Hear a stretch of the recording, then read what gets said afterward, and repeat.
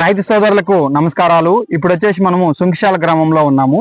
Genomics 205 రైతు ప్రదక్షిణ క్షేత్రంలో ఉన్నాము. 205 ఎలా వచ్చిందని చెప్పేసి మన అన్నగారు చూడడానికి వచ్చారు. మన అన్నగారు మీ పేరు? నా పేరు మంచోజు పరిపూర్ణాచారి.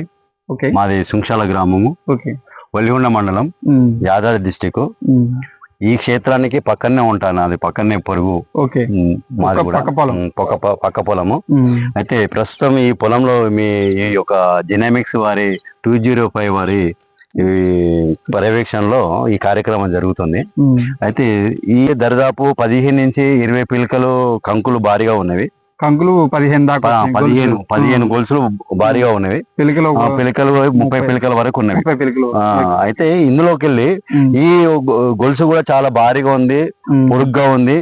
మొదటి నుంచి ఈ యొక్క గొలుసు మొదటి నుంచి ఇది భారీగా పొడుగ్గా ఉన్నది, భారీగా ఉంది. తర్వాత చివరి నుంచి వెళ్ళి మొదల వరకు మొత్తం అంతా పాలు తాగే అవకాశం బాగా ఉన్నది. మొత్తం పాలు తాగుతుంది, మంచిగా పాలు తాగుతుంది. ఇంకొకటి దీంట్లో 350 నుంచి సుమారుగా 400 గింజల వరకు ఉంటుంది.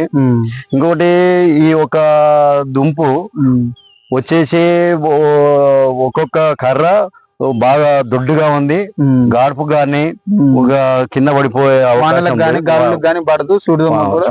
సుడిదోమ తట్టుకునే అవకాశం ఉన్నది. ఇప్పటి వరకైతే మా ఇరుపొరుగు వాళ్ళకి చాలా మందికి వచ్చింది. ఇక్కడైతే ఈ క్షేత్రంలో లేదు సుడిదోమ గిట్లా, నల్లికంకి గిట్లా ఏది లేదు. అంతా మేలు రకంగానే ఉన్నది గింజలు మొత్తము. నెక్స్ట్ ఏంటంటే వాటర్ ఎదుటిని కూడా కొంచెం పూర్తిగా వరకు ఇవ్వాల్సి వస్తుంది దీనికి. చివరి వరకు ఇవ్వాల్సి వస్తుంది నా అభిప్రాయం.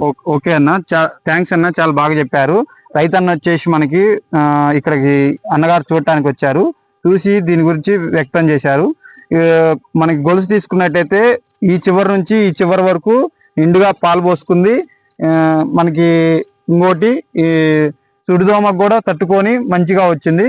సో రైతు సోదరులందరూ కూడా నెక్స్ట్ ఈ ఖరీఫ్ పంట పెట్టుకోగలరని మనవి. ధన్యవాదములు.